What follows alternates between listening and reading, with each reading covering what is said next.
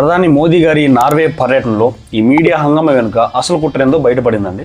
అక్కడ హేలీ లిల్లింగ్ అనే ఒక సాదా సీదా నార్వే రిపోర్టర్ మోదీ గారిని ప్రెస్ ఫ్రీడమ్ గురించి ప్రశ్నిస్తూ ఒక పెద్ద రచ్చ చేయాలని చూసిందండి.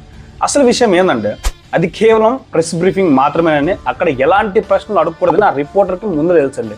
అయినా సరే కావాలని వెనక నుండి మోదీ గారిని ఇబ్బంది పెట్టాలని చూసింది. ఆ తర్వాత మన విదేశాంగ శాఖ ప్రెస్ కాన్ఫరెన్స్ పెడితే సమాధానం వినకుండానే ఆమె అక్కడి నుంచి పారిపోయింది అనమాట. దానిపై నార్వే ప్రధానమంత్రి గారే స్వయంగా స్పందిస్తోండి ఈ వ్యవహారం తప్పు అని, భారత్ను మోదీ గారిని తాము ఎంతగానో గౌరవిస్తానని చెప్పారండి. కానీ ఇక్కడ ట్విస్ట్ ఏంటంటే మన ఊరి జర్మన్ షెఫర్డ్ ధ్రువరాటి, సో ఇలాంటి వాళ్ళు యాంటీ మోదీ బ్యాచ్ అంతా కలిసి దీన్ని సోషల్ మీడియాలో పైకి తెగలేపుతున్నారు. అదేందో ఏంటో మరి రాహుల్ గాంధీ గారు కూడా ఇందులో దూరి మరి మాట్లాడుతూ ఉన్నారండి. అసలు ఈ ప్రెస్ ఫ్రీడమ్ ఇండెక్స్ ఎలా తయారవుతుందో తెలుసా అండి?